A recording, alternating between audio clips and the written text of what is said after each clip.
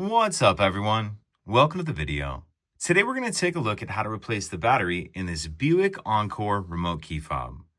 This key fob is going to be for the 2013 to 2016 Buick Encore, and it's going to use replacement battery CR2032.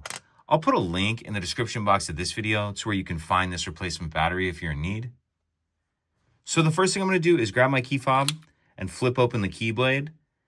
Then I'm going to turn it over so the buttons are facing down, and I'm going to come in that space that the key was tucked into, and I'm going to get a couple fingers in there like that and put my thumb down here and just kind of peel that back cover off like that. And then we see our battery right here, and you may be able to get your fingernail on the edge of that battery and get it out, but if not, you can grab a small flathead screwdriver and just use it to get on the edge of the battery and get it out of the holder. So we have our old battery out. We'll grab our new replacement battery, and you want to make sure that you're installing that with the plus side up, positive side up. And I'm going to tuck this edge in first here. You can kind of see that plastic piece right there. It tucks behind. Tuck that piece in first, and then snap the battery down into place. And then we'll snap our back cover on, put our key back in, and that's it. If you could take a second to like and subscribe, it helps us out, and I'd appreciate it.